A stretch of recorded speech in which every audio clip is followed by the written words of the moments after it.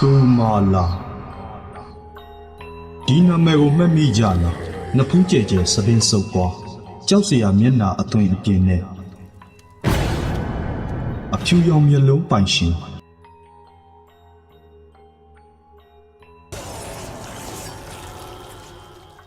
ရရဆက်ဆက်တပ်ဖြတ်တတ်တဲ့ဆိုမာလာ1986ခုနှစ်အင်ဒိုနီးရှားနိုင်ငံဂျာဗာအလယ်ပိုင်းကစီမာရန်မြို့အနီးကညနေခင်းဈေးလေးတစ်ခုဟာခါတိုင်းလိုပဲလူတွေစီကားတိုက်မြိုက်စွာသွာလာနေပါတယ်အနီးနားရွာကကလေးငယ်တချို့ဟာငပြောဖက်လေးတွေကိုလုံချွေပြီးလက်လုံဘောလုံးလေးတစ်ခုနဲ့အတူကလေးတဘာဝစော်ကစားဖို့သွားကြတော့ FD အဖေကနေမဝင်ခင်ပြန်လာဖို့ပြောလိုက်ပါတယ်ကောင်လေးတွေဟာရွာနဘေးမှာရှိတဲ့ပြောင်းကင်းကြီးရဲ့ဘေးကမြေကွက်လက်ကြီးတစ်ခုမှာနေမဝင်ခင်အချိန်ထိစော်ကစားနေကြပါတယ်တပြေးပြေးနေလုံးကြီးကပျောက်ကွယ်စားပြုတ်လာချိန်မှာကလေးတချို့ကအိမ်ပြန်သွားကြပြီး FD နဲ့ဆူထရစ်နိုကမပြန်ကြသေးပဲဆက်ပြီးကစားနေကြပါတယ်နှစ်ယောက်သားဆော့နေရင်းနဲ့ဘောလုံးကအရှိန်လွန်ပြီးပြောင်းကင်းတဲကိုကျသွားတာကြောင့်ကောင်လေးနှစ်ယောက်ကဘောလုံးကိုလိုက်ရှာကြပါတယ်ဒီလိုနဲ့နေလုံးကြီးကပျောက်ကွယ်သွားပြီးညရဲ့လွှမ်းမိုးမှုကကြီးစိုးလာနေတဲ့အခါ FD ကမနဲ့ကြမှလာရှာကြမယ်လို့ပြောပြီးမြဲဆူထရစ်နိုကလက်မခံပဲဆက်ပြီးရှာဖို့လုပ်နေပါတယ်အဲ့ဒီအချိန်သူတို့နှစ်ယောက်ရဲ့နာမည်ကိုခေါ်လိုက်တဲ့အမျိုးသမီးတစ်ယောက်ရဲ့အတန်ကိုကြားလိုက်ရပြီးအတန်လာရကိုလိုက်ကြည့်နေကြပါတယ်တယောက်ယောက်ကသူတို့နားကဖြတ်သွားနေတယ်လို့ကြားနေရပြီးအနားကပြောင်းမင်တွေကလည်းလှုပ်ရမ်းနေတာကြောင့်အတန်နောက်ကိုဆက်ပြီးလိုက်ကြည့်ကြတဲ့အခါသူတို့ဘောလုံးလေးကိုကင်ထားတဲ့အမျိုးသမီးတဦးကိုတွေ့လိုက်ရပါတယ်ဆူထရစ်နိုကသူတို့ဘောလုံးပြန်ပေးဖို့ပြောတော့အမျိုးသမီးကတခြားတစ်ဖက်ကိုထွက်သွားခဲ့လို့နောက်ကနေလိုက်တောင်းနေပါတယ်။ FD ကတငယ်ချင်းကိုလိုက်မသွားဖို့ပြောပေမဲ့တားမရပဲမျက်ခြေပြက်ပြီးတောစက်နာအထိရောက်လာပါတယ်။အဲ့ဒီမှာပျက်စီးနေတဲ့သူတို့ရဲ့ငပြောဘက်ဘောလုံးအပိုင်းအစလေးတွေကိုမြင်လိုက်ရပြီးအဲ့ဒီလိုတစ်ပင်အောက်မှာကြောက်တုံးနဲ့စီးစီးညံ့ညက်ထုသက်ခံနေရတဲ့တငယ်ချင်းကိုမြင်လိုက်ရတဲ့အခါကြောက်လန့်သွားပါတယ်။သပင်းစုပ်ဖွားနဖူးပြောင်ပြောင်ပူလီယိုဆွဲနေတဲ့ခန္ဓာကိုယ်အစိတ်အပိုင်းနဲ့အမျိုးသမီးကသူ့ဘက်ကိုလှည့်ပြီးစိတ်တစဆန်ဆန်ပြုံးပြနေတာကိုမြင်လိုက်ရတဲ့အခါ FD လည်းထိုနေရာမှာမနေနိုင်တော့ပဲကြောက်လန့်တကြားထွက်ပြေးသွားပါတယ်အိမ်ကိုရောက်တဲ့အခါသူ့ဖခင်ကိုအကြောင်းစုံပြောပြလိုက်ရာရွာသူရွာသားအလုံးစုဝေးပြီးမိတုပ်ကိုစီနဲ့ဆူထရစ်နိုကိုတွေ့ခဲ့တဲ့နေရာကိုလိုက်လာကြပါတယ်ဒါပေမဲ့အဲ့ဒီကိုရောက်တော့ကောင်လေးကရှိမနေပဲမချောက်သေးတဲ့သွေးကွက်တွေကိုသာမြင်လိုက်ရပါတယ်အဲ့ဒီအချိန်ချောင်းထဲမှာတွေ့ပြီဆိုတာကြောင့်သွားကြည့်လိုက်တော့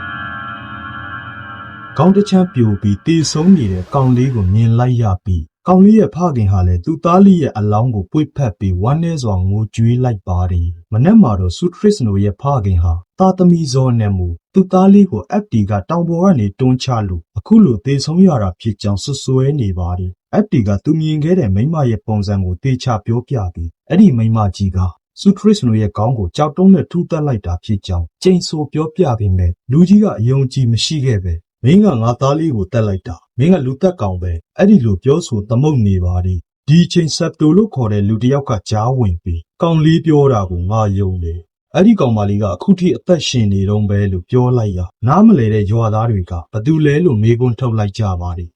ဆူမာလာနက်ဆိုးရဲ့ကလေးဒါဒီအားလုံးကလွန်ခဲ့တဲ့29နှစ်ကစတင်လာခဲ့တယ်ဆိုပြီးတစ်ချိန်ကအိမ်မက်ဆိုးတပွဲကြောက်မက်ဖွယ်ကောင်းတဲ့ဇလန်တပုတ်ကိုအစအဆုံးပြောပြလိုက်ပါသည်ဟုတ်ကဲ့ကျွန်တော်ရဲ့ချီလာစွာသောပရိသတ်ကြီးတို့အတွက်ဒီတစ်ခေါက်လည်းအင်ဒိုနီးရှားတရေကားလေးတကားနဲ့ပြန်လာခဲ့ပါပြီဗီဒီယိုလေးတွေကြာနေရတဲ့အကြောင်းရင်းကကျွန်တော်နေမကောင်းသေးတာကြောင့်နောက်ပြီးအလုတ်ကတစ်ဖက်နဲ့မှကြာသွားရခြင်းဖြစ်ပါတယ်ဒီအတွက်ကြောင့်ဒီဗီဒီယိုလေးနဲ့ပဲဒီနေရာကနေတောင်းပန်လိုက်ပါတယ်ထုံးစံအတိုင်းဇလန်းလေးမစခင်လိုက်တစ်ချက်ကောမန်လေးတစ်ကြောင်းလောက်ရေးခဲ့ပေးပါစာမရိုက်ချင်ဘူးဆိုရင်တောင်းနှစ်သက်ရာ emote လေးတစ်ခုခုမှန်းခဲ့လို့ရပါတယ် subscribe လေးလည်းလုပ်ခဲ့ကြပါဒါဆိုရင်ငကြက်လေးကိုတက်ကျွန်တော်နဲ့အတူခရီးဆက်ကြမယ်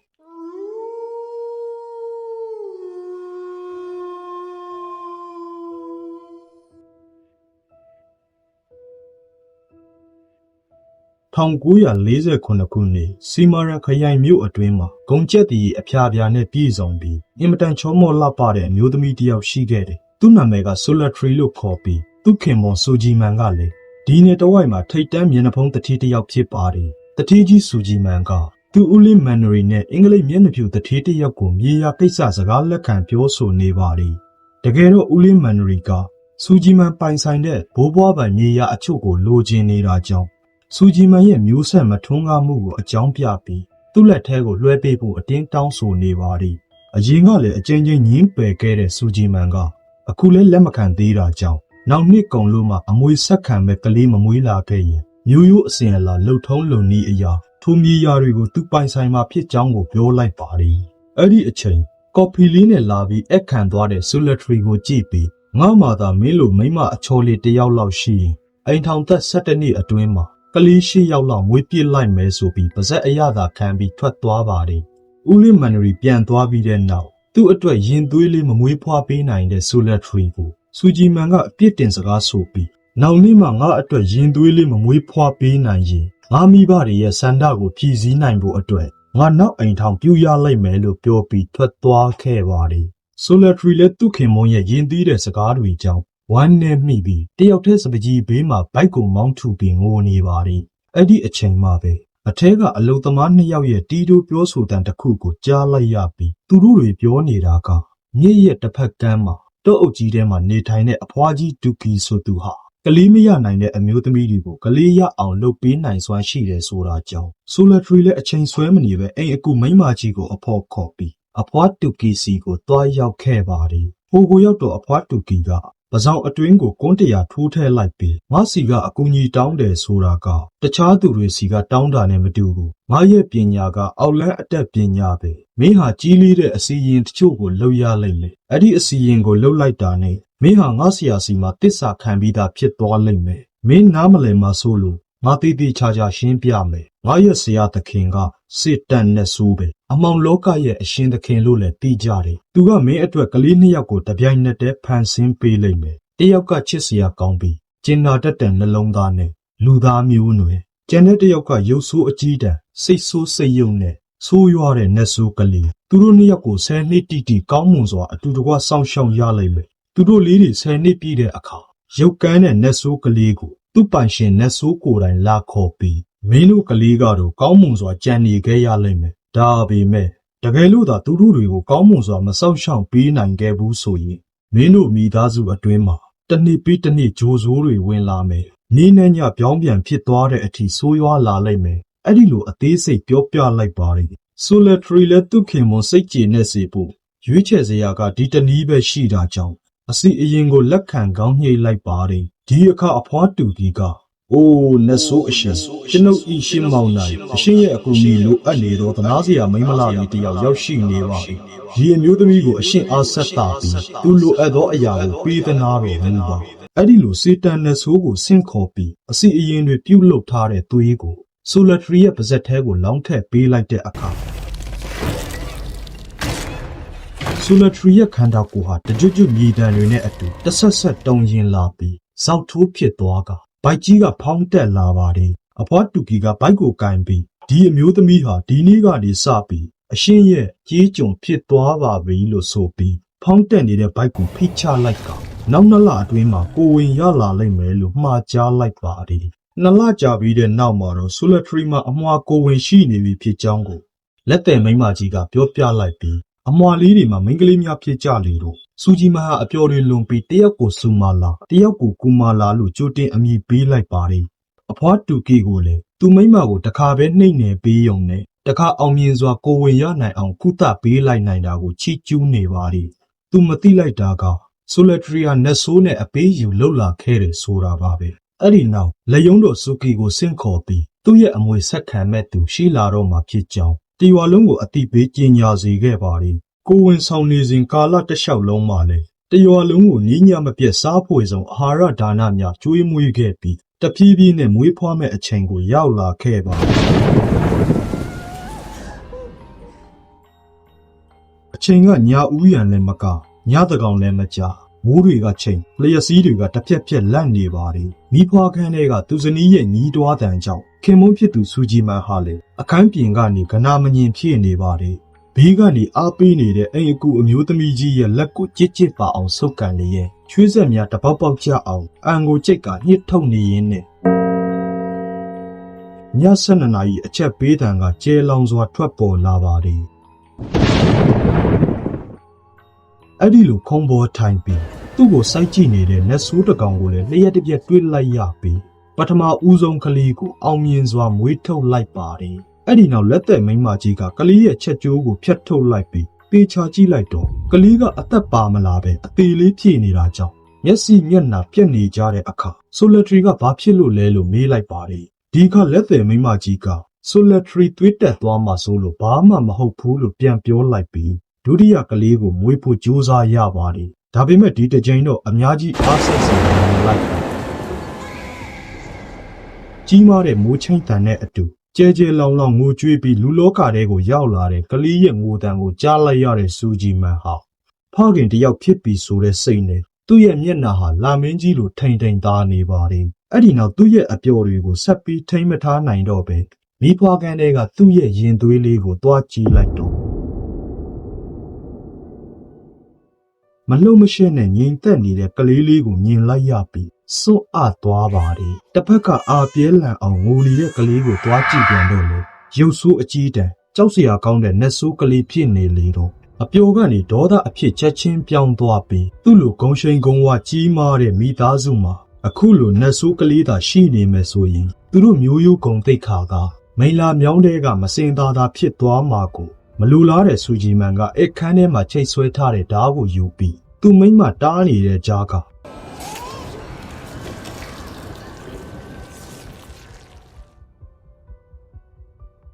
ကလေးရဲ့အရှိုက်တက်တက်ကိုထိုးတက်လိုက်ပါတော့တယ်မလုတ်ပါနဲ့လို့တားနေပေမဲ့ခင်မိုးရဲ့အတ္တတစ်ခုကြောင့်ဘာမှမဆိုင်တဲ့ကလေးရဲ့အသက်လည်းဆုံးရှုံးလိုက်ရသလိုနတ်ဆိုးကိုပေးထားတဲ့ဂတိတွေလည်းပျက်စီးသွားပြီမို့စိတ်ပြက်လက်ပြက်နဲ့လှဲချလိုက်ပါတယ်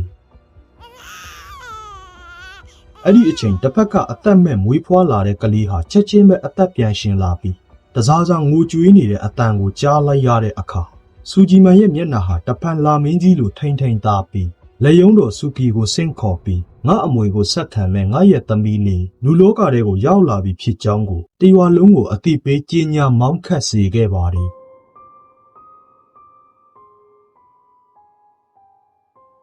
1950စူဂျီမန်ရဲ့သမီးချော်လေးကူမွာလာဟာအသက်3 နှစ်ပြည့်လာပြီဖြစ်တော်လဲတာမန်ကလေးတွေလိုလမ်းလဲကောင်းကောင်းမလျှောက်နိုင်စကားလဲကောင်းကောင်းမပြောတတ်သေးတော့စူဂျီမန်ရဲ့ဆွေမျိုးအတိုင်းဝိုင်းတွေကပြစ်တင်ကဲ့ရဲ့ပြောဆိုနေကြပါတယ်စူဂျီမန်ငယ်စဉ်ကလည်းထိုကဲ့သို့ခြေတစ်ဖက်မတန်ဖြစ်ခဲ့ဖူးပြီးသူ့ကိုကုသပေးတဲ့အမျိုးသမီးကြီးစီမှာကူမာလာလေးကိုလည်းကုသကြည့်ပေမဲ့မသက်သာပဲရှိနေပါတယ်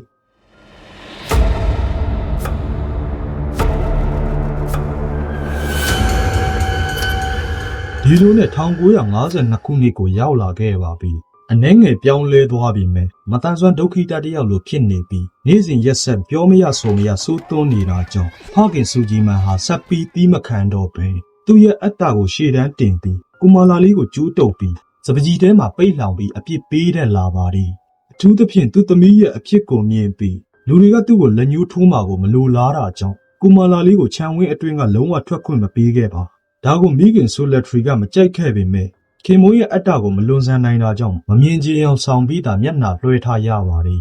1955ခုနှစ်ကူမာလာလေးဟာတပြေးပြေးအသက်8 နှစ်အရွယ်ကိုရောက်လာခဲ့ပြီးမိဘတွေမသိအောင်လည်းအိမ်ကနေခိုးထွက်တက်လာပါတယ်သူနဲ့အရွယ်တူကလေးလေးတွေကိုတွေ့ရင်မဆိုင်မတွပဲစော်ကစားဖို့သွားတတ်ပေမဲ့ကောင်လေးတွေကသူတို့နဲ့အတူပေးမစောတဲ့အပြင်ဒုက္ခိတမလို့ကဲ့ရဲ့ပြောဆိုပြီးကြောက်တုံးများနဲ့ပြစ်ပေါက်ပြီးအနိုင်ကျင့်တတ်ကြပါတယ်ဒါကိုမြင်တဲ့ဖခင်စူဂျီမန်ဟာကလေးကိုတနာကျင်နာရမယ့်အစားသူတို့ကိုအဆက်ခွဲတယ်ဆိုပြီးကြာပွတ်နဲ့ရိုက်နဲ့ဆုံးမနေပါသည်ကူမာလာလေးကိုအနီးကပ်ဆောက်ရှောက်ပြီးမိခင်တပွဲမေတ္တာရှိတဲ့အိမ်အကူမိမကြီးကဒီလောက်ထိမလုပ်ဖို့ကူမာလာလေးကိုစားကြားဝင်တောင်းပန်ပေမဲ့မာနထောင်လွှားတဲ့စူဂျီမန်ဟာဘာကိုမှဂရုမစိုက်ခဲ့ပါနာကျင်လုံးလိုအော်ဟစ်နေတဲ့ကူမာလာလေးကိုကြည့်ပြီးမိခင်ကြီးဆိုလက်ထရီနဲ့အိမ်အကူမိမကြီးတို့မှစိတ်မကောင်းဖြစ်ယုံကလွဲလို့ဘာမှမတတ်နိုင်ခဲ့ပါအဲ့ဒီနောက်အိမ်အကူမိမကြီးကကူမာလာလေးရဲ့ကြောကုန်းကဒဏ်ရာတွေကိုယူရကျင်လာစွာဆေးထည့်ပေးလိုက်ပြီးသူပါဝမ်းနဲ့မိပြီးငိုချလိုက်ပါသည်ပြီးနောက်မနက်ဖက်ကြားရောက်လာမဲ့ကူမာလာရဲ့ရှင်းနေပြည့်မွေးနေ့အတွက်သူမကိုယ်တိုင်ဇာချီမြင်လေးတွေနဲ့ပြုတ်လုထားတဲ့ချစ်စရာအယုတ်ကလေးတစ်ယုတ်ကိုမွေးနေ့လက်ဆောင်အဖြစ်ပေးလိုက်ပြီးသမီးလေးကိုချစ်ချောင်းကိုလည်းတဖွာဖွာပြောနေလိုက်ပါသည်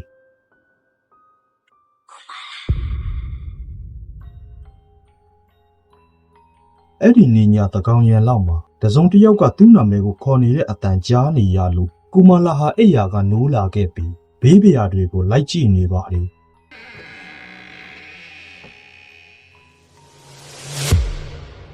ဗီယိုတကားကသူ့အလိုလိုပွင့်လာပြီးစပင်ကြဲကြဲနဖူးပြောင်ပြောင်သူနဲ့အရွယ်တူကောင်မလေးတစ်ယောက်ကထွက်လာပါတယ်ကူမာလာကကြောက်လန့်နေပြီးနင်းကဘသူလဲလို့မေးကြည့်လိုက်တော့ငါကကူမာလာနင်းရဲ့အမွှာညီမပဲနင်းမှာအမွှာညီမရှိတာကိုနင်းမိဘတွေတခါမှမပြောပြထားဘူးလားသူတို့ကရက်ဆက်ကြတယ်ငါ့ကိုလည်းမွေးမွေးချင်းမှာပဲရုပ်ဆိုးလို့ဆိုပြီးတက်ပစ်ခဲကြတယ်ဆိုပြီးဒေါသတကြီးပြောပြတော့ကူမာလာလေးကကြောက်လန့်နေပါတယ်ဒီအခါရုပ်ဆိုးမှလေးဆူမာလာကနေငါ့ကိုကြောက်စရာမလိုဘူးငါနင်းကိုအန္တရာယ်မပေးဘူးငါတို့ကညီအမ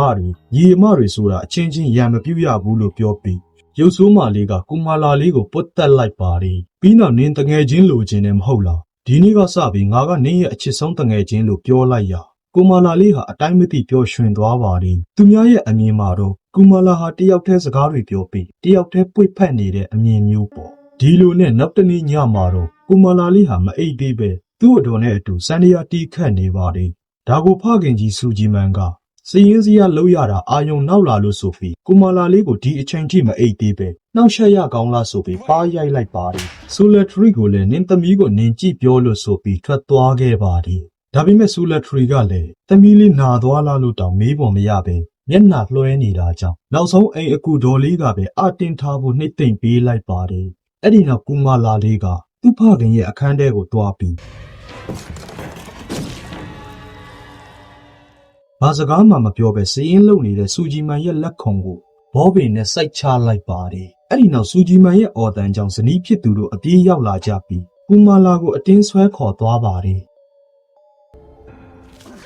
နောက်နေ့မနက်မှာတော့စူဂျီမန်ကကူမာလာလေးကိုကြိုးတုပ်ပြီးစာချုပ်ရုပ်ကြီးရဲ့နေရာမှာအစားထိုးကလဲကွင်းပြေမှာတနေ့ကုန်နေပူလှမ်းပြီးအစာမကျွေးရေမတိုက်ပဲအပြစ်ပေးနေပါတယ်စူဂျီမန်ကသူ့ကိုအာခံရင်နေတိုင်းဒီလိုပဲအပြစ်ပေးခံရမယ်လို့ကြိမ်းမောင်းနေတဲ့အခါကူမာလာလေးကကြောက်ကြောက်နဲ့သူ့မိခင်ကိုအာကိုတကြီးအကူအညီတောင်းလိုက်ပေမဲ့ခင်မုန်းရဲ့အာဏာကိုမလွန်ဆန်နိုင်တဲ့မိခင်လည်းဘာမှမတက်နိုင်ခဲ့ပါ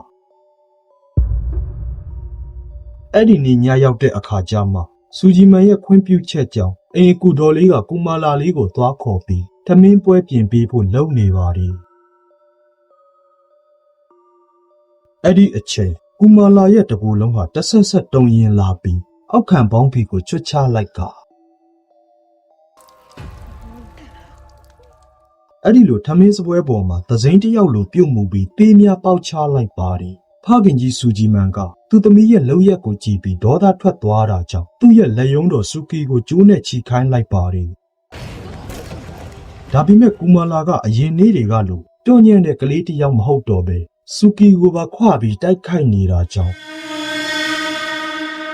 သူမိခင်ကထလာပြီးတော်သင့်ပြီလို့ပြောလိုက်ရာမှန်ထဲမှာတွေးလိုက်ရတာကကူမာလာရဲ့ဘေးမှာတခြားရုပ်ဆိုးတဲ့ကလေးမလေးတစ်ယောက်ကိုပါထပ်မြင်လိုက်ရပြီးထိတ်လန့်သွားပါတယ်အဲ့ဒီအချိန်ကူမာလာကဖခင်စူဂျီမန်ကိုသားရဲတကောင်လိုရန်ရှာပြီးအိမ်အပြင်ကိုထွက်ပြေးသွားတာကြောင့်ဆိုလက်ထရီနဲ့အိမ်အကူဒေါ်လေးကလိုက်ရှာကြပါတယ်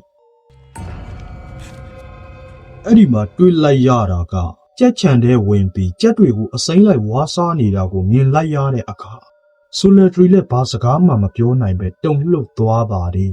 မနေ့မှအတော်ဖြစ်သူကမင်းညောက်ကဘာလို့အဲ့ဒီလိုပြုတ်မှုရတာလဲလို့မေးကြည့်လိုက်တော့ကူမာလာလေးကသမီးကအဲ့ဒီလိုမဆိုးပါဘူးအဲ့ဒါကစူမာလာပါလို့ပြောပြီးစူမာလာကဘသူလဲလို့တောင်မေးလို့မရပဲရည်နေပါတယ်ဒီစကားတွေကိုအခန်းပြင်ကနေအစာဆုံးနားထောင်နေတဲ့ဆိုလက်ထရီကအခန်းထဲကိုဝင်လာပြီးခုနကသူဘသူနာမည်ကိုပြောလိုက်တာလဲလို့ဆိုတော့အတော်ဖြစ်သူကစူမာလာတဲ့အဲ့ဒါကဘသူလဲလို့ပြန်မေးလိုက်ပေမဲ့ဆိုလက်ထရီဟာဘာမှမပြောနိုင်ခဲ့ပဲသူမေးလျော့နေခဲ့တဲ့အတိတ်ကအကြောင်းအရာတွေကိုအမှတ်ရသွားပါတယ်အထူးသဖြင့်နတ်ဆိုးကိုပေးထားခဲ့တဲ့ဂတိတွေရဲ့အကျိုးဆက်ဖြစ်တဲ့တနေ့ထက်တနေ့ဆိုးဝါးလာမယ်။နေ့နဲ့ညပြောင်းပြန်တွေဖြစ်သွားတဲ့အထိကမောက်ကမတွေဖြစ်လာမယ်ဆိုတာကိုသတိရသွားတော့ချက်ချင်းအောက်လန်းဆရာမစီကိုထွက်သွားပါတယ်။ဒါကိုအိမ်အကူဒေါ်လေးကမြင်တော့နောက်ကနေလိုက်သွားဖို့အတွက်သူ့သားလေးဆက်တို့ကိုညီမလေးကူမာလာကိုကူကြည့်ပေးထားဖို့ပြောခဲ့လိုက်ပါတယ်။သူ့ရဲ့သားလေးကလက်ရှိအကြောင်းအရာတွေကိုပြောပြနေတဲ့ဦးဆက်တို့ဖြစ်လာမဲ့ကောင်လေးပေါ့ဒီလိုနဲ့ဆိုလက်ထရီဟာအိမ်ကနေခိုးထွက်ပြီးလေစိတ်ကိုရောက်လာခဲ့ပြီးအဖွားတူကီစီကိုလိုက်ပို့ရန်လေသမားကိုပြောလိုက်တဲ့အခါ လေသမားကအဖွားတူကီကရှေးလာကပဲတေဆုံးသွားပြီဖြစ်ကြောင်းပြောပြလေတော့ဆူလထရီယာကိုရကဲရမရှိတော့တာမို့ကြောက်လန့်တုန်လှုပ်သွားပါတယ်အဲ့ဒီအချိန်နောက်ရောက်ခံလိုက်လာတဲ့အိမ်အကူတော်လေးကဘာဖြစ်လို့လဲလို့မေးလိုက်ရာလက်ဆိုးနဲ့အပေးယူလုတ်ခဲ့မိတဲ့အကြောင်းနဲ့သူချိုးဖြတ်ခဲ့တဲ့ဂတိတွေကိုပါပြောပြလိုက်ရာအိမ်အကူတော်လေးလည်းဖျားတားလိုက်ပါတော့တယ်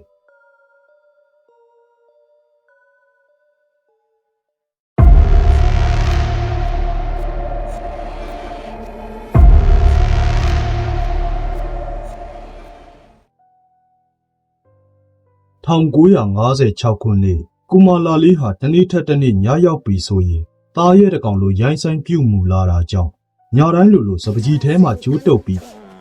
ပိတ်လောင်ခံနေရတာကိုကူမာလာလေးကိုချစ်တဲ့ဒေါ်လေးကဒီလိုကြီးပဲခဏခဏပိတ်မလောင်ထားဖို့အသနာခံပေမဲ့လေစူဂျီမန်ရဲ့ဒေါသနဲ့အတ္တာကဘလို့မှရော့မသွားခဲ့ပါအတော်ကကူမာလာလေးကိုဘလို့နေဘလို့ဖြစ်ဆက်ချစ်နေမှာပါလို့ပြောပြီးစပကြီးအပြင်ကနေသူကိုယ်တိုင်လဲဝမ်းနေစွာငိုယိုနေခဲ့ပါသည်တနေ့မှာကူမာလာလေးကအခန်းထဲမှာတယောက်တည်းအိမ်မြောင်လေးတွေကိုလိုက်ဖမ်းရင်းကစားနေတော့လမ်းပေါ်ကကလေးတစ်တိုက်ကသူတို့နဲ့အတူလာဆော့ဖို့ခေါ်နေပါသည်ကူမာလာလေးလည်းပျော်ပျော်ရွှင်ရွှင်နဲ့စော်ကစားဖို့သွားတဲ့အခါတောက်ကလေးတွေကကူမာလာလေးကိုအနိုင်ကျင့်ခြင်းုံတတ်မြားခေါ်တာဖြစ်ပြီးဒုက္ခိတလိုဝိုင်းလှောင်ပြောင်ကြပြီးမျက်နှာကိုရှုံးပွက်တွေနဲ့လူးနေကြပါတယ်အဲ့ဒီအချိန်အိမ်အကူတော်လေးလာရောက်တားနေတဲ့ကြားကခေါင်းကိုထုပြီးထွက်သွားကြလေတော့အတော်ဖြစ်သူမှထပ်ပြီးရင်ကျိုးရပြန်ပါတယ်အဖြစ်ပြက်တွေကိုအိမ်ပေါ်ကနေပြုံးကြီးကြည့်နေကြတဲ့မိထွေးပထွေးထက်တောင်မိထွေးပထွေးဆန်နေကြတဲ့စူဂျီမန်တို့ဇနီးမောင်နှံကိုမြင်လိုက်ရတဲ့အခါကူမာလာလေးဟာဒေါသထွက်သွားခဲ့ပါတယ်ညရောက်တဲ့အခါစူဂျီမန်တို့ထမင်းစားနေကြတော့မစင်စွန်းတဲ့အတန်တွေကျေလောင်စွာကြားနေရတဲ့အခါစူဂျီမန်ကခါတိုင်းလိုပဲအဲ့ဒီကောင်မလေးတောင်းကျမ်းနေတာဖြစ်မှာပေါ့လို့ပြောလိုက်ပါတယ်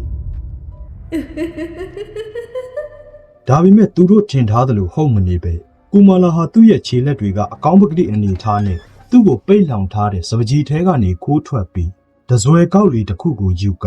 ရွာထဲကိုဝင်သွားခဲ့ပါတယ်ရွာထဲမှာတော့နေကင်းကသူ့ကိုအနိုင်ကျင့်ခဲ့တဲ့အဖွဲထဲကကောင်လေးတစ်ယောက်ဟာညာကြီးမဲကြီးသူ့မိခင်အတွက်ရေခက်ပေးနေရပါတယ်အဲ့ဒီအချိန်သူ့ရှိကလှုပ်ရမ်းနေတဲ့ဝယုံအောက်ကနေသူ့နာမည်ခေါ်နေတဲ့အတန်ကြားလိုက်ရတဲ့အခါဒီအချိန်ကြီးငါ့ကိုလာစနေတာမင်းလားကွာဆိုပြီးဂျင်းနဲ့ပတ်လိုက်ရကူမာလာလေးနဲ့ဆူမာလာကိုပါတခါတည်းမြင်လိုက်ရတာကြောင့်ကြောက်လန့်ပြီးထွက်ပြေးပေမဲ့ကူမာလာကအလိုမပေးပဲ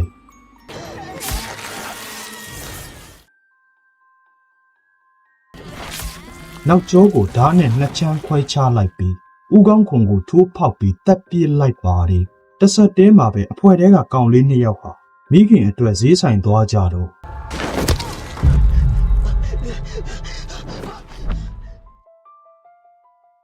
ကူမာလာကတစ်ပင်ပေါ်ကကြိုဆောင်ပြီးကောင်လေးတစ်ယောက်ရဲ့ခေါင်းကိုကြောက်တုံးနဲ့ထုချပြီးတက်ပြေးလိုက်ပါတယ်ကျန်တဲ့တစ်ယောက်ကိုလည်းဓာတ်နဲ့ခုတ်ပြီးအဆုံးတက်ပေးလိုက်ပါတော့တယ်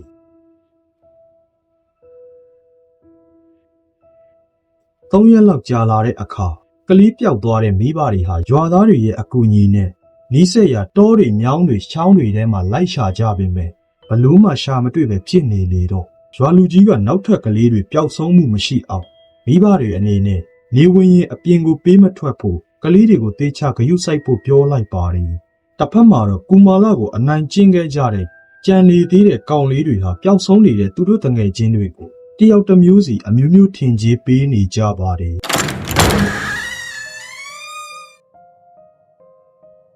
ဒီချိန်အိမ်တကားမကြီးကပွင့်လာပြီးသူတို့ရဲ့ငပြောဖက်ဘောလုံးလေးနဲ့အတူကူမာလာကိုမြင်လိုက်ရပါတယ်ကူမာလာကဘောလုံးကိုချပြီးအပြင်မှာစောင့်နေတော့ကူမာလာကိုတွေ့တာနဲ့အချင်းဖောက်မဲလို့တွေးနေတဲ့ငနဲတွေကထုံးစံအတိုင်းဒုက္ခိတလို့ခေါ်ပြီးရန်သွားစတော့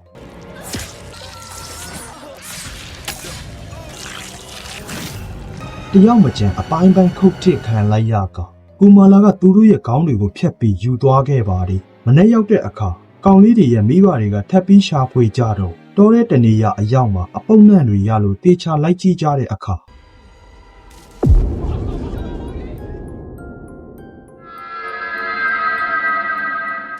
တိရွက်6တွေနဲ့ဖုံးအုပ်ထားတယ်ပထမပျောက်ဆုံးသွားတဲ့ကလေးနှစ်ယောက်ရဲ့ကိုယ်လက်အင်ကအစိတ်အပိုင်းတွေကိုတွေ့လိုက်ရပါတယ်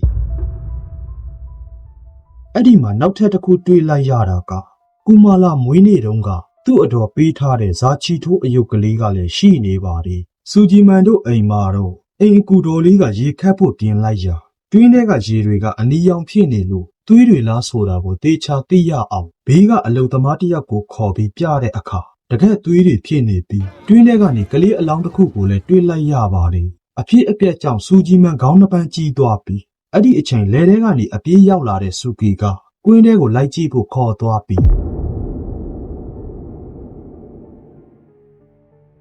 းသူ့ရဲ့ကွင်းအလဲမှာကလေးတွေဟာခေါင်းတစ်ခြားကိုယ်တစ်ခြားနဲ့သူတို့ရဲ့ခေါင်းတွေကိုတပူးတကတစူးတစ်ချောင်းနဲ့ထိုးဆိုင်ထားပါတယ်အဲ့ဒီအခါတေဆုံးသွားတဲ့ကလေးတွေရဲ့မိဘတွေနဲ့ရွာသားတွေဟာတီးမခံကြတော့ပဲစူဂျီမန်ရဲ့အိမ်ရှိကိုရောက်လာကြပြီးစူဂျီမန်ကိုပြဿနာရှာကြတဲ့အခါစူဂျီမန်ကတပ်တွေအထောက်ထားပြခိုင်းလိုက်ပါတယ်အဲ့ဒီအခါကူမာလာရဲ့အယုတ်ကလေးကိုပြပြီးဒီအယုတ်ကမင်းရဲ့သမီးလေးကူမာလာမှာပဲရှိတာမင်းဘာထပ်ပြီးတော့ညင်းအောင်ပါလဲဒီအယုတ်ကငါတို့ရဲ့သားလေးတေဆုံးနေတဲ့နေရာကတွေးခဲ့တာအဲ့ဒီလိုပြောလိုက်တော့စူဂျီမန်ကရွာသားတွေကိုမောင်းထုတ်လိုက်ပြီးဒီကိစ္စတကြီးနဲ့တိုင်ပင်လိုက်အောင်မယ်ဆိုတာကြောင့်စူဂျီမန်ရဲ့အာဏာကိုမဖီဆန်ရဲတဲ့ရွာသားတွေဟာတောက်ခေါက်ပြန်သွားကြပါလေအဲ့ဒီနောက်သူဇနီးဆူလက်ထရီကိုဒီကောင်မလေးတနေကုန်အခန်းထဲမှာရှိနေပြီးတညာလုံးလဲစပကြီးထဲမှာရှိနေတာသူအခုလိုလုံနိုင်စရာအကြောင်းမရှိဘူးလို့ဆိုပြီးတေချာအောင်စပကြီးထဲကိုတွားရောက်စစ်ကြည့်ကြတဲ့အခါ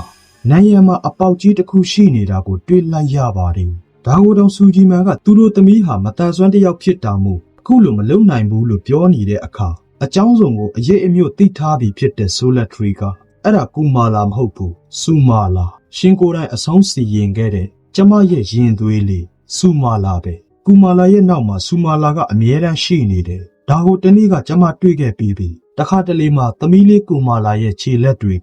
ကလူကောင်းပကတိအတိုင်းပဲသူ့ရဲ့အပြုတ်မူကလည်းအခုနောက်ပိုင်းသစိမ်းတစ်ယောက်လိုပို့ပြီးတော့ဆန်လာတယ်ဒါတွေကရှင်အဲ့ဒီကလေးကိုတပ်ပစ်ခဲ့လို့အခုလိုဖြစ်ရတာအခုအားလုံးရှုပ်ကုန်ပြီအဲ့ဒီလိုပြောလိုက်တဲ့အခါသူကိုယ်တိုင်အဆုံးစီရင်ခဲ့တဲ့ညကိုအမှတ်ရသွားပြီးတုန်လှုပ်သွားပါတယ်အဲ့ဒီနောက်စူဂျီမန်ဟာသူ့သမီးလေးကူမာလာအနားကိုသွားပြီးဟိုကလေးတွေကိုတတ်လိုက်တာကစူမာလာမဟုတ်လားသမီးအမှန်တိုင်းပြောဖေဖေဘာမှမလုပ်ဘူးဂတိပေးတယ်ဆိုတာကြောင့်ကူမာလာလေးကဟုတ်တယ်သမီးသူ့ကိုမလုပ်ဖို့တားတယ်ဒါပေမဲ့သူကသမီးအပေါ်ရက်ဆက်တဲ့သူမှန်သမျှကိုတပ်ပစ်ချင်နေတာလို့ပြောပြလိုက်တဲ့အခါစူဂျီမန်ဟာကူမာလာကိုရက်ဆက်တဲ့သူတွေထဲမှာထိတ်ဆုံးကဖြစ်နေတာကြောင့်ကြောက်လန့်သွားပါတယ်ဒါကြောင့်ဒီကိစ္စဒီတိုင်းဆိုမဖြစ်တော့တဲ့အတွက်ကူမာလာကိုဂတိပေးထားတာကိုထပ်ပြီးချိုးဖောက်ကချုပ်နှောင်ထိတ်တုံးခတ်စေခဲ့ပြီးသူကိုယ်တိုင်လည်းသူ့အသည့်နတ်ဆရာတယောက်စီကိုအလောတကြီးသွားရောက်ခဲ့ပါတယ်နတ်ဆရာစီကိုရောက်တော့အစီအရင်တချို့ကိုပြုတ်လုပြီးပြဿနာရဲ့အစကနေအဆုံးထိမြင်လိုက်ရတဲ့နတ်ဆရာကြီးကဆိုလက်ထရီကိုဝင်ရစေဖို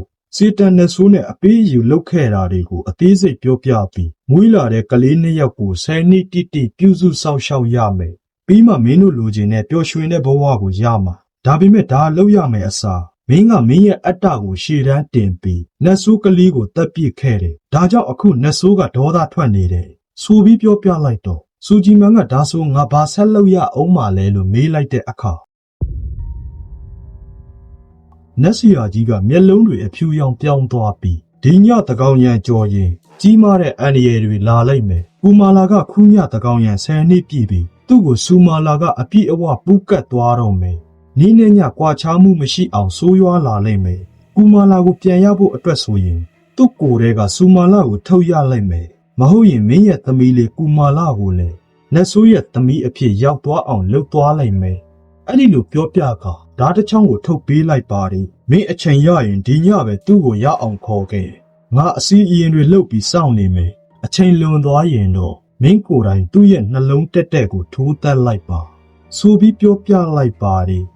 ထိတ်တုံးခတ်ခံထားရတဲ့ကူမာလာလေးစီကိုဒေါ်လေးကရောက်လာပြီးနှိမ့်သိမ့်ပေးတဲ့အခါကူမာလာလေးကမနှက်ဖန်သူ့ရဲ့10နှစ်ပြည့်မွေးနေ့ဆိုတာကိုပြောပြလိုက်တော့အတော်ကဒါဆိုရင်ဘာလို့ခြင်းလဲလို့မေးလိုက်ပါတယ်ဒါပေမဲ့ကူမာလာကဒီတစ်ခါဘာမှမတောင်းတော့ပဲသမီးဘာမှမလိုချင်တော့ဘူးဒေါ်လေးကိုဒီကနေထွက်သွားစေခြင်းတယ်သမီးကြောင့်ဒေါ်လေးထိခိုက်သွားမှာကိုမလိုလားဘူးသမီးအပေါ်ဂရုစိုက်ကျင်နာခဲ့တဲ့ဒေါ်လေးကိုသမီးအယမ်းချစ်တယ်ဒေါ်လေးဝေးနိုင်သမျှဝေးအောင်အခုပဲထွက်သွားလိုက်တာပိုကောင်းလိမ့်မယ်အဲ့ဒီလိုနှစ်ယောက်သားဝမ်းနေခြင်းများစွာနဲ့ပွေ့ဖက်နှုတ်ဆက်ခဲ့ကြပြီးထွက်မသွားခင်လေးမှလည်းသမီးလေးကိုဖျားသခင်ကြည့်ရှုစောင့်ရှောက်နိုင်ပါစေလို့ဆုတောင်းလိုက်ပြီး သားမီးနှစ်ယောက်ဟာအင်ကြီးစီကနေအပီးတိုင်ထွက်ခွာသွားကြပါတော့တယ်အတော်ဖြစ်သူထွက်သွားတာနဲ့တပြိုင်နက်ကူမာလာဟာထမင်းအစာပိုးဟက်တွေကိုအစိမ့်လိုက်ဖမ်းစားပြီးတဖြည်းဖြည်းစတင်ပြောင်းလဲနေတာကိုစူကီကဘာမှမသိပဲဒီကောင်မလေးယူနေပြီလို့သာပြောပြီးထွက်သွားခဲ့ပါတယ်ဒီလိုနဲ့တဖြည်းဖြည်းနေဝင်သွားပြီမို့စူကီအိတ်နေခြင်း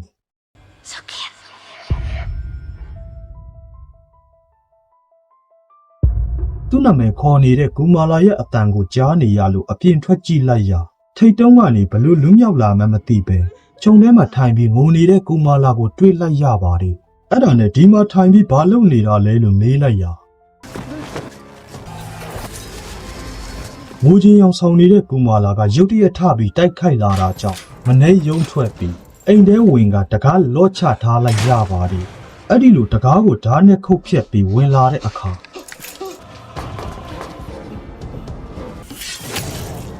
စူကီကကြောက်လန့်တကြားအိမ်ပေါ်ထက်ကိုတက်ပြေးပင်ပဲမလွတ်မြောက်နိုင်ခဲ့ပဲဓာတ်နဲ့ထိုးဆိုင်ခံလိုက်ရပါတယ်စူကီကသူ့ကိုခွင့်လွတ်ဖို့ပြောပေမဲ့လေတိတ်တိတ်နေကျမရှင်းရဲ့လဲကိုလှီးအောင်ပါမကြောက်ပါနဲ့ဖြည်းဖြည်းလေးပဲလှီးမှာပါအဲ့ဒီလိုပြောပြီးလဲမျိုးကိုလှီးချလိုက်ပါတယ်ဆိုလထရီကတော့ဒီအဖြစ်ပြက်တွေကိုဘာမှမသိပဲနှိုက်နှိုက်ချက်ချက်အိပ်ပျော်နေတော့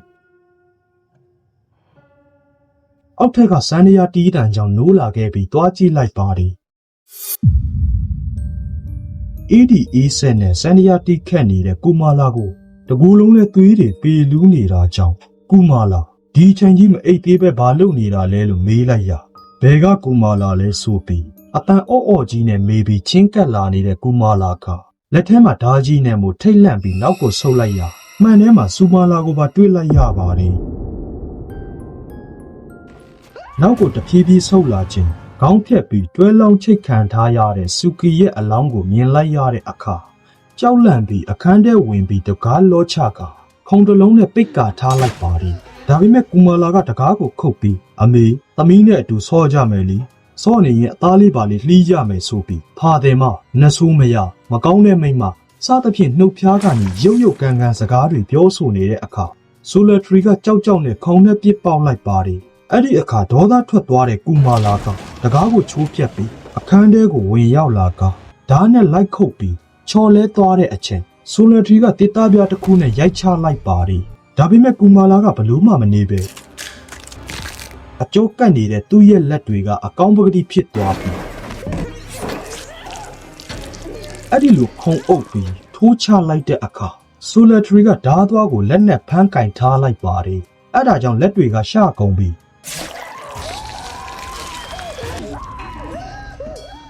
ကူမာလာကသူ့ရဲ့ခြေသလုံးကိုစိုက်ချလိုက်ပြီးအဲ့ဒီလိုနှစ်ချမ်းခွဲချလိုက်ပါတယ်နာကျင်လုံးလိုအော်ဟိနေတဲ့သူ့မိခင်ရဲ့မျက်နှာကိုကြည့်ပြီးနာလားအမေကျမကိုထိုးတက်တုံးကရောမနာဘူးလို့ထင်နေတာလားအဲ့ဒီလိုမေးလာတဲ့အခါအဲ့ဒါကသမီးအဖေလုတ်ခဲ့တာအမေလုတ်ခဲ့တာမဟုတ်ဘူးလို့တောင်းပန်ပေမဲ့ဒါဆိုကိုယ့်ရဲ့သမီးအရင်ဖြစ်တဲ့ကူမာလာကိုကြတော့ရောဘာကြောင့်မကာကွယ်ခဲ့တာလဲဘာကြောင့်ကောင်းကောင်းမဆောင်ရှောက်ခဲ့တာလဲလို့မေးခွန်းတွေနဲ့တက်နေတဲ့အခါ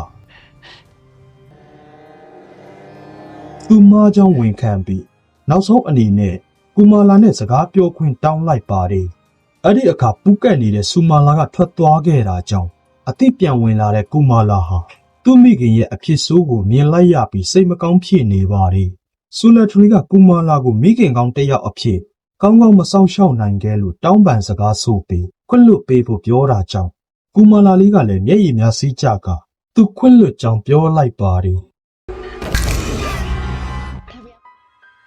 ဒါပေမဲ့ကူမာလာကချက်ချင်းပြောင်းလဲသွားပြီးသူခွင့်လွတ်နိုင်ပေမဲ့ငါကတော့ခွင့်မလွတ်နိုင်ဘူး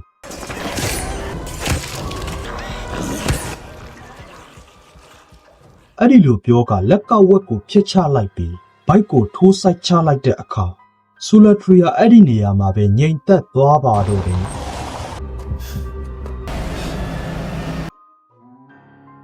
ခရီးကဝေးလွန်းတဲ့အတွက်စူဂျီမန်ဟာညနေမှရောက်လာခဲ့ပြီးမွှစာကျဲနေတဲ့ပစ္စည်းတွေနဲ့ခေါင်းပြက်ပြီးတည်နေတဲ့လက်ယုံတော်စူကီရဲ့အလောင်းကိုမြင်လိုက်ရတဲ့အခါသူဇနီးဆူလက်ထရီကိုစိုးရိမ်သွားပြီးအပေါ်ထက်ကိုတက်ကြည့်ရာအသက်ဝိညာဉ်ကင်းမဲ့နေတဲ့ဇနီးဖြစ်သူရဲ့အလောင်းကိုမြင်လိုက်ရတဲ့အခါ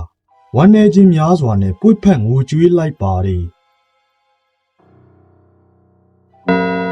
ဒီလိုနဲ့ည12နာရီအချက်ပေးတံကခက်ကြဲကြဲထွက်ပေါ်လာပြီးစူမာလာနဲ့ကူမာလာကိုပါမြင်လိုက်ရပါတယ်ကူမာလာကသူ့အနားကိုတိုးလာပြီးအဖေသမီးကိုကူပါအောင်စူမာလာကလည်းသမီးကိုရောမေ့သွားပြီလားလို့မေးကတကြွကြွမြေတံများထွက်ပေါ်လာပြီးကူမာလာလေးရဲ့ခန္ဓာကိုယ်တစ်ခုလုံးကိုအပီးတန်ဝင်ရောက်သိမ်းပိုက်လိုက်ပါတော့တယ်အဲ့ဒီနောက်စူမာလာကအသေးအတန်လိုက်ပြီးတိုက်ခိုက်လာတဲ့အခါစူဂျီမန်လည်းမခုခံနိုင်ပဲဓာရှတန်ရာတွေနဲ့ထွက်ပြေးတဲ့အခါလေကားပေါ်ကပြုတ်ကျပြီးခြေထောက်ခောက်သွားခဲ့ပါတယ်အဲ့ဒီနောက်ထော်နင်းနဲ့ရွာထဲကိုရောက်လာတော့တုံးကိုအတကုံခောက်ချလိုက်ပါတယ်ဒီအခါရွာသားတွေလည်းဒုတ်ဆွဲဓာဆွဲနဲ့ထွက်လာကြပြီးအကျိုးအကြောင်းမေးကြတော့ကျွန်တော်မိမသေးပြီလို့ပြောလိုက်တဲ့အခါရွာသားတွေဟာစူဂျီမန်ရဲ့အိမ်ကိုတွားကြည့်ကြပြီးရုပ်ပြက်ဆင်းပြက်တေဆုံးနေတဲ့အလောင်းတစ်ခုကိုတွေးလိုက်ကြရပါတယ်ဘာကြောင့်အခုလောက်ထိအဖြစ်ဆိုးရတာလဲလို့မေးလာတဲ့ရွာသားတွေကိုကူမာလာကိုရှာရမယ်လို့ပြောလိုက်ရာစူဂျီမန်စကားမဆုံးခင်ရွာသားတွေကဒါဆိုရင်သိချပြီငါတို့ကလေးတွေကိုကူမာလာကတတ်လိုက်တာပဲဆိုပြီးရှာဖွေဖို့ထွက်သွားကြတဲ့အခါကူမာလာရဲ့ကိုယ်ထဲမှာစူမာလာကဝင်ပူးပြီးတောင်းကျမ်းနေကြောင်းကိုသေချာရှင်းမပြလိုက်ရတာကြောင့်မဖြစ်သင့်တာတွေမဖြစ်အောင်သူကိုယ်တိုင်အရင်ဥအောင်ကျိုးတစ်ခွေအိတ်တလုံးမိအိမ်တစ်ခုနဲ့အတူလက်စရာပေးလိုက်တဲ့ဓားကိုကင်ဆွဲကစူမာလာကိုရှာဖို့ထွက်တော့စူမာလာကသူ့ရှေ့မလန်းမကန်းကထွက်သွားတာကြောင့်နောက်ကနေလိုက်သွားခဲ့ပါတယ်ဒါပေမဲ့မျက်ခြေပြက်ပြီးပြောင်းကင်းထဲကနေအပန်းတွေကြားနေရလို့ပြောင်းကင်းထဲကိုဝင်ကြည့်လိုက်ရ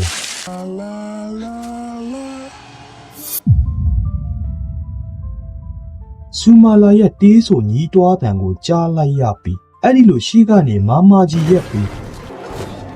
လင်းမြန်ဖြက်လက်စွာတိုက်ခိုက်လာတဲ့အခါစူဂျီမန်လည်းခဏတာအငိုက်မိသွားကအသက်ဘေးကနေပီပီလေးလွဲသွားခဲ့ပြီးသူ့အားသာတော့အောက်ကျနေတဲ့မိအိမ်နဲ့ရိုက်ချလိုက်တဲ့အခါစူမာလာဟာတတိလစ်သွားခဲ့ပါတယ်အဲ့ဒါနဲ့လက်စရာမှားလိုက်တဲ့အချိန်လွန်သွားရင်မင်းကိုယ်တိုင်အဆုံးစီရင်ရမယ်ဆိုတဲ့အတိုင်းအခုလဲတကောင်ကျော်မိုးတော့ရန်ရောက်နေပြီမို့နှလုံးတက်ထိုးချဖို့လုပ်လိုက်ပေမဲ့ကလေးရဲ့ဘဝတစ်လျှောက်လုံးသူ့အတ္တာသူ့အမားတွေကြောင့်အခုလိုမကောင်းတာတွေဖြစ်နေတာကိုနောင်တရမိပြီထပ်ပြီးမမားချင်တော့တာမို့အသင့်ပါလာတဲ့အိတ်ထဲကိုထည့်လိုက်ပြီးသမီးကိုအဖေအမားတွေအတွက်တောင်းပန်ပါတယ်သမီးလေးကိုနတ်ဆရာစီခေါ်သွားပြီးပျောက်ကင်းအောင်ကုသပေးမယ်အဲ့ဒီလိုပြောနေချိန်အိတ်ထဲကစူမာလာကဒုက္ခိတလေးရှင်ငယ်ငယ်ကလည်းဒုက္ခိတဖြစ်ခဲ့တယ်ဒါပေမဲ့အခွင့်အာဏာလို့ပြန်ကောင်းသွားတယ်အဲ့ဒီအချိန်ကရှင်ကိုယ်တိုင်ရှင်းမိပါတယ်ရဲ့နှိမ်ချဆက်ဆံတာကိုခံခဲ့ရတယ်မဟုတ်လားဒါတောင်ရှင်ကကိုချင်းမစားပဲကူမာလာအပေါ်ရက်ဆက်တဲ့အပြင်ညှိမှနှိပ်စက်မှုတွေပြုလုပ်ခဲ့တယ်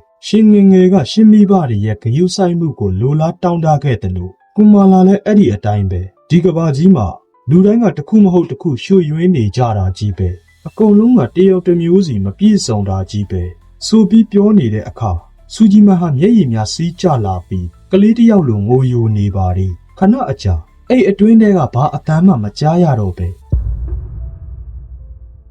စမ်းကြည့်လိုက်တဲ့အခါအထဲမှာစူမာလာကရှိမနေတော့ပဲအဲ့ဒီလိုခြေထောက်ကိုထိုးဖောက်ခံလိုက်ရပါတယ်နတ်ဆိုးတစ်ယောက်ဖြစ်တဲ့စူမာလာဟာစူဂျီမန်ကိုအလွတ်မပေးတော့ပဲတိုက်ခိုက်နေပြီးဒုတိယအကြိမ်စူဂျီမန်အခွင့်သာသွားတဲ့အချိန်ဒီတစ်ခါအခွင့်အရေးကိုလက်လွတ်မခံတော့ပဲနတ်ဆရာပြောလိုက်တဲ့အတိုင်းကူမာလာရဲ့နှလုံးတက်ကိုထိုးချလိုက်ပြီးအဆုံးသတ်ပေးလိုက်ပါတော့တယ်စူမာလာလည်းနောက်ဆုံးမှာပါဇက်ကသွေးတွေအန်ထွက်ပြီးအဲ့ဒီနေရာမှာပဲငြိမ်သက်သွားပါတော့တယ်ဒါပေမဲ့စူမာလာကရုတ်တရက်မျက်လုံးတွေပြန်ပွင့်လာပြီးမတ်တက်ထရက်ကကြောက်လန့်နေတဲ့စူဂျီမန်ကိုကျမကူမာလာရဲ့ခန္ဓာကိုယ်ကိုရလိုက်ကလေးကသွေးသားတွေဟာအစွဲတွေဖြစ်လာတယ်မျက်လုံးတွေအဖြူရောင်ပြောင်းသွားတယ်နှလုံးကလည်းနေရာပြောင်းပြီးဒီဘက်မှာရှိနေတယ်လို့ပြောပြလိုက်ပြီးစူဂျီမန်ရဲ့ဘိုက်ကိုနှစ်ချမ်းခွဲချလိုက်ကဘိုက်ထဲကဥတွေအခွေလိုက်ထွက်ကျလာပြီးနှလုံးတက်ထိုးဖောက်သွားတဲ့နောက်ဆုံးဓာတ်ချက်နဲ့အသက်ငယ်နေချိန်မှာမကျေနပ်နိုင်သေးတဲ့စူမာလာကမျက်လုံးကိုထင်းချောင်းတွေနဲ့ထိုးဆိုင်လိုက်ပါတော့တယ်စူမာလာတက်သွားရတဲ့အကြောင်းကလည်းရိုးရှင်းပါတယ်တတိတွေပေးထားတဲ့အတိုင်းမလုပ်ခဲ့ကြသလိုသူ့ကိုလည်းတရက်တောင်အသက်ရှင်ခွင့်မပေးခဲ့ကြဘူးဒါအပြင်ကူမာလာကိုပါညှိမှန်နှိပ်စက်ခဲ့ကြတာကြောင့်အခုလိုမကောင်းတဲ့အဆုံးသက်နည်းနဲ့ဆုံးသက်ပေးလိုက်တာဖြစ်ပါတယ်မနေ့ရောက်တဲ့အခါရွာသားတွေဟာညာလုံးပေါက်ရှာဖွေခဲ့ကြပေမဲ့ကူမာလာအပြင်စူဂျီမန်ကပါအိမ်မှာရှိမနေတော့တာမို့ ဘာဆက်လုပ်ရမှန်းမသိချိန်မှာပဲပြောင်းကင်းဘက်ကအော်တန်တစ်ခုကြားလိုက်ရလို့တွားကြည့်လိုက်ကြပါတယ်။တစ်ချိန်ကကူမာလာအပြစ်ပေးခံရတယ်လို့မျိုးစူဂျီမန်ဟာလေစာချောက်ရုပ်ကြီးတရုပ်လိုမလှုပ်မရှက်နဲ့တေဆုံးနေတာကိုတွေ့လိုက်ရပါတယ်။စူဂျီမန်ကိုကူညီခဲ့တဲ့နတ်ဆရာကြီးကလည်းအဖြစ်ဆိုးနဲ့ကြုံပြီးမက်တက်ကြီးတေဆုံးနေပါတယ်။အဲ့ဒီနောက်သတင်းကြားချင်းမှာဆက်တိုတို့သားမီးကပြန်ရောက်လာခဲ့ပြီးတထေးကြီးနဲ့တထေးကတော်တို့ကို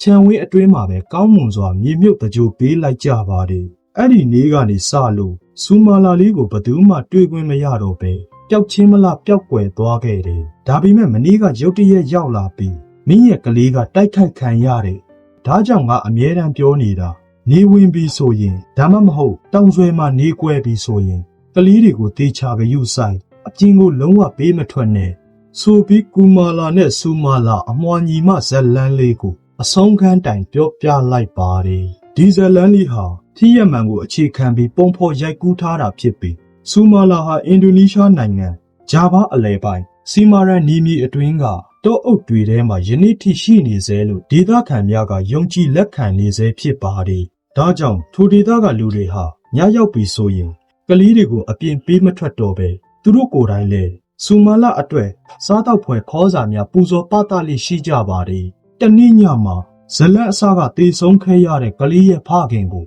ဇနီးဖြစ်သူကစူမာလာအတွက်ခေါ်စာများချပေးထားဖို့လှမ်းပြောတော့ငါအယုံကြည်မရှိဘူးငါသားလေးတေရတာကဟိုကောင်လေးကြောင့်တေရတာအဲ့ဒီကောင်လေးကတောင်ပေါ်ကတွန်းချပြီးတေရတာအဲ့ဒီလိုပြောပြီးအိမ်ရှိကိုအထွက်မှာသူဇနီးကိုတတ်ပြီးကလေးစားတွေကိုဖောက်ထုတ်ပြီးစားနေတဲ့စူမာလာကိုတွေးလိုက်ရပြီးစူမာလာဇက်ကားလေးဟာလည်းဒီမှာတင်အဆုံးသတ်သွားခဲ့ပါပြီဇလန်းကအနှဲငယ်ရှည်မယ်လို့ထင်မိပါတယ်သူများတွေလိုတူတူနဲ့လိုရင်းပြောပြီးတပတ်ကို2ပုတ်လောက်တင်ပေးခြင်းပေမဲ့တရေကားဆိုတာကအဲ့ဒီလိုတင်ရင်ထိတ်လန့်ဖွယ်အတိတ်ပဲမရှိတော့တာမို့လို့ပါနောက်ပြီးကျွန်တော်မှာကအလုတ်ကတစ်ဖက်နေမကောင်းတာကတစ်ဖက်စတူဒီယိုခန်းကလည်းမရှိမိုက်ခရိုဖုန်းကောင်းကောင်းလေးကလည်းမရှိတာကြောင့်ဗီဒီယိုလေးတွေဟာတခါတလေရက်အနှဲငယ်ကြာနိုင်ပြီးဟာကွက်လေးတွေလည်းရှိနိုင်ပါတယ်ဇလန်းရှိနေတဲ့အကြောင်းရင်းကလည်းကျွန်တော်ရဲ့ချစ်လှစွာသောပရိသတ်ကြီးတို့အတွက်အကောင်းဆုံးရသကိုခံစားနိုင်စေဖို့အတွက်သာဖြစ်ပါတယ်။ဒါကြောင့်ချစ်ပရိသတ်ကြီးတို့ကိုဇလန်းလေးမစခင်အမြဲတမ်းနှကြက်တက်ခိုင်းတာပါ